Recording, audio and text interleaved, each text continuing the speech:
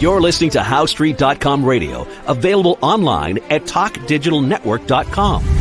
Welcome to HowStreet.com radio, the online source for market opinions. Here is Jim Goddard. My guest is market historian Bob Hoye. He's the chief investment strategist for chartsandmarkets.com. He's speaking to us from Vancouver. Welcome back to the show, Bob. Yeah, Jim, good to be with you and with our listeners out there. We have a number of questions from listeners today. Our first one comes from Jim in Ohio. Hi, Jim and Bob. I always enjoy your gold charts on 321 Gold. They're usually quite accurate. What are your projections for gold at the present time? Have we seen all the rise you expect and can now look for a correction? Thank you and take care. Yeah, you pretty well got it nailed. Gold has had a spectacular run. And also of interest, it's been a way outperforming the gold stocks index. And, our correction period has already started. But on our work, and I cover the real price of gold, we're in the early stages of a multi-year bull market in real terms for gold. So that means that the gold miners make money because their costs are falling relative to the bullion price. And this then increases production during a very severe recession when the rest of the financial markets are starving for liquidity, because actually what people thought was liquidity was a whole lot of borrowed money. So there you go. Question from Kathleen. I haven't seen it yet, but I know she'll mention some kind of music. Greetings, Jim and Bob. As a longtime gold bug, I listen carefully to what Dr. Mark Faber, noted Swiss investor, says about gold. Remember Shirley Bassey singing Goldfinger? He's the man with the golden touch, one of the James Bond themes. Well, apparently some people say Mark Faber, he's the man when it comes to understanding gold under various economic conditions. In a recent interview on trading, Dr. Faber suggested it would probably be a good idea to consider slowing accumulating gold and increasing one's gold allocation to 25 to 40% so as to preserve purchasing power. He even admitted he personally entertained the thought of converting 100% to gold. Bob, your thoughts, please.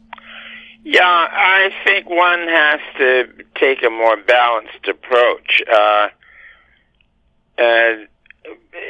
These portfolio considerations are very personal. And one, you don't want to be in equities if we're going into a dreadful bear market. And there's no point having say 10% just in case we're going into a bear market. And also, the stock bear market could be enough to push down gold stocks for a while. It's happened before. But so anyways, the gold sector got overbought, and we think there could be a good buying opportunity towards year end under severe selling pressures. Kathleen continues, given these historically overbought markets, would it be better at this time to hold gold but lighten up on silver, platinum, and precious metal miners as they tend to crash as much as the equity markets? Oh, we covered that. There's no point being in something that was going to go down. And that's what's going to happen to these things, so, yeah. And Kathleen finishes, Bob, I know you're the man to all of us House Street listeners for your truly insightful commentary over the years. And so are you, Jim. Thank you both. Oh, what a nice compliment. Well, very Kathleen's good. Always very nice. And then she always has a mention of some musical song, some song or something like that. And we would play those songs if we had the rights to them. Yes. Our next question comes from Michael. Hi, Bob and Jim. It seems the markets may have peaked around August 18th in time for an upcoming September decline. Bob, if we have 2000 and 2008 style market crashes, will asset classes perform relatively the same as in the last two crashes? Oh, yeah. You got a good eye. They just, there's just no point being in equities going into a bear market. Not, as I said, not even a little token position of 10%. Bear market, you don't want to be in it. And also, as I mentioned, the bear market for the stock market could be enough to pull down the price of many gold shares. So one has to watch for the opportunities. If the S&P and Dow crashes 50% as approximately before, then will the NASDAQ and low-grade bonds again crash 80%? The Russell, emerging markets, and precious metal miners crash in excess of 50%, with Bitcoin down 80%, silver down 35%, and gold down 25%. It seems they've got some targets here. Yeah, he's got some good targets, and but we point out that silver is the trickster, and in a boom, silver becomes more popular than gold. So the gold-silver ratio does what it does; it goes down, and then with the bust, silver becomes a much lesser item, and the gold-silver ratio heads up. And in panic, wow, when was it? 2000, I guess it was. It got up to 120.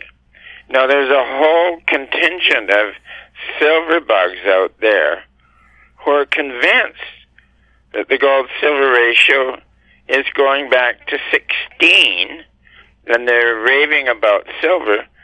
But the 16 is because in the 1800s, London was then a financial center, and the Bank of England was sort of supposedly running things, but the gold-silver ratio for a long time was 16. So the silver bugs think this is going to be the case. Not so. Whatever it's at, as I said, the last panic got it up to 120, and I think we can go there easily. So beware of silver. Second question from Michael. After the initial crash in 2000 and 2008, gold rebounded first and kept on going while the rest of the markets only experienced the bear market rally before crashing lower. Will this occur again? Yeah, we should add in the gold sector, at the bottom of a major bear, typically the seniors will bottom and turn up. Then a while later, a little more confidence. Let's call them the middlers. The middle-sized gold stocks turn up.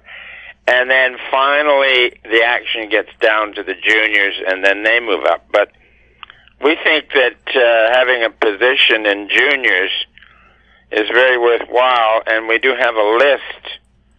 I think there's 11 juniors in there. Now, these range from junior producer, junior pre-production, and junior exploration stocks. I kind of like exploration. So anybody interested in, they can ask for the list, and we'd be glad to provide it.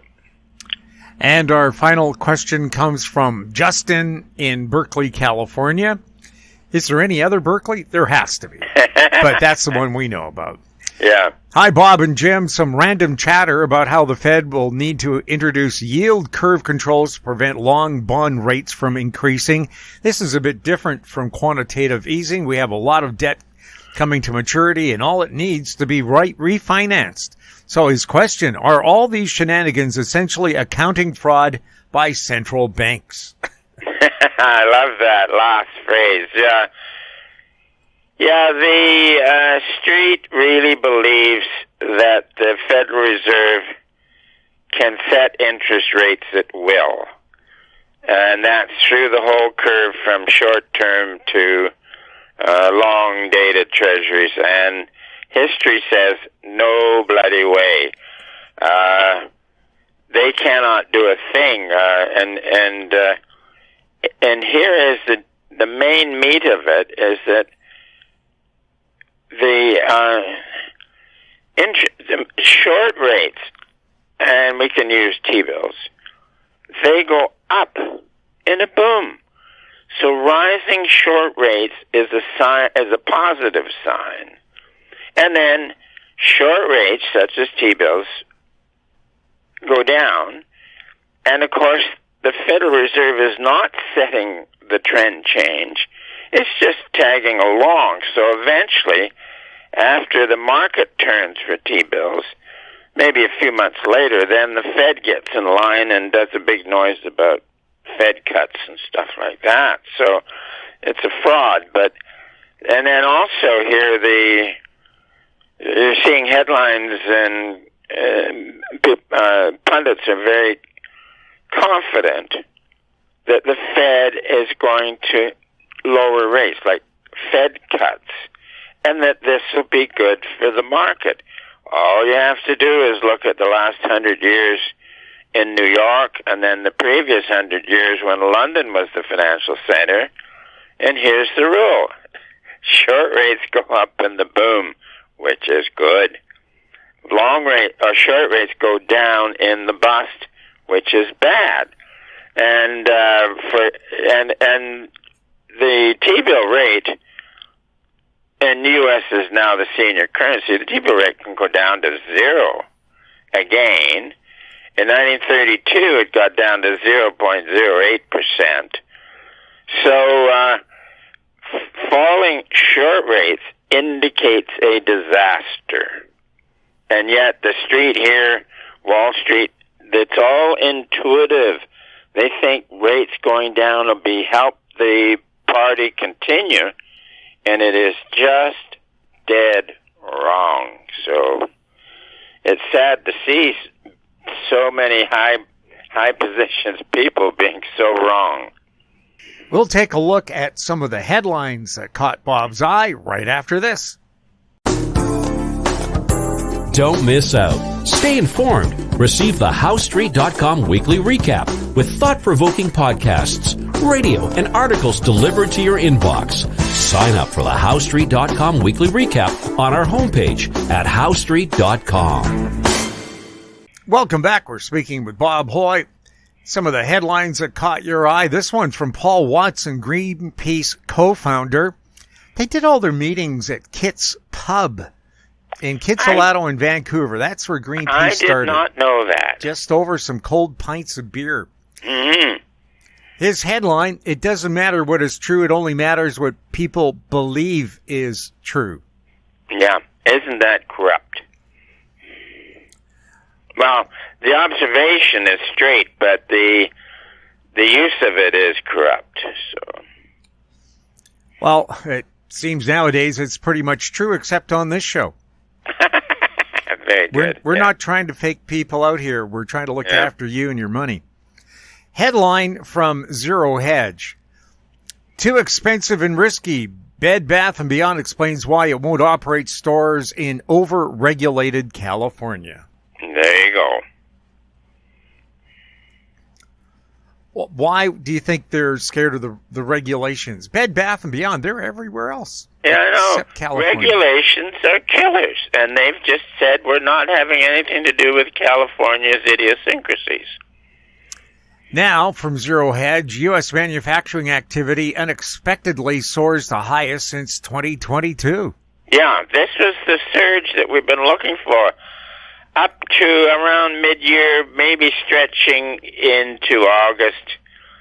And then we know that if something's going to go wrong, the disaster will be likely discovered in the fall. So we'll see where we go over the next few months. Now, from Breitbart, Gavin Newsom, the governor of California, flip-flops on oil. He wants more production now to avoid $8 a gallon prices. In Canada, that would be considered a bargain. Yeah. So a little reality is getting into Governor Newsom, he's just a dreamy liberal. So what can you say? From the Washington Post, socialism is defeated in Bolivia after 2 decades of conflict. Yeah. Yeah, the locals have had enough. And that's the way it works. And from Zero Hedge, your perfunctory reminder that markets are pornographically overvalued. I've never seen one as sensational as that. And I've collected headlines all the way back to the 1700s, and this one is absolutely brilliant. It's very good. So sensational. I love it. Yeah. And pornographically overvalued. Bob, you've been warning that we're pretty toppy right now, and we're going into the time of year that traditionally you see the major corrections in the market. Yeah. Oh, yeah, this is working out very well if you're a financial historian. Yeah. Bob, your thoughts on British Columbia buying 4 major ferries from China instead of using Canadian steel and aluminum to build them at home? Absolute madness. And then the federal government are providing $1 billion to China to pay for these things. So they're paying money so that Chinese workers can build ferries. And there are shipbuilders in Canada that could build them, and particularly in Vancouver Harbor, there are shipbuilders that have built big ships. So this is a major blunder, and particularly when the feds are paying China to build ferries for British Columbia. I mean, they're just totally bonkers. And this is at a time China has put major league sanctions against Canada, including tariffs on canola, Canadian beef, and Canadian seafood products. Jim, one of the things I heard on this story is that the canola that Canada prepares is of a as the finest in the world. So it has a unique sales appeal because it is a very fine canola, and nonetheless the Chinese are doing a number on us. And then also you have another agricultural problem is in the eastern provinces on dairy products. They have like 250% tariffs on dairy products coming from the States into Canada, and the issue really is Quebec. And so then you've got these marketing boards and everything, so the prices we pay at the retail level are just outrageous. And I think that what's going to happen as a proper reform comes into the system, these marketing boards, and which are designed to protect the least efficient producer, marketing boards are going to go by the wayside. They're just going to be wrapped up and gone. So, yeah. Yeah, there's a reason why Canadians are called cheeseheads in the U.S., because we stock up on cheese every time we pop across the border. I thought it was the people in Wisconsin. Well, the people of Wisconsin are cheeseheads as well, because they make cheese. But Canadians in general, that's one of the most affordable products you can buy and bring across from the U.S. duty-free. Of course, who knows, under new regulations, this could be out of date, in a day. Yeah. Bob, always fun chatting with you. Jim, good to be with you, and let's look forward to next week. My guest has been market historian Bob Hoye. He's the chief investment strategist for chartsandmarkets.com. If you have any questions for Bob, you can send them to info@housestreet.com. Our YouTube channel is Talk Digital Network. Find us on X @HouseStreet. We're also on Facebook. I'm Jim Goddard. Thank you for listening. Comments made on HowStreet.com radio are an expression of opinion only and should not be construed in any matter whatsoever as recommendations to buy or sell any financial instrument at any time. Available online at TalkDigitalNetwork.com. HowStreet.com radio is a production of HowStreet Media Incorporated.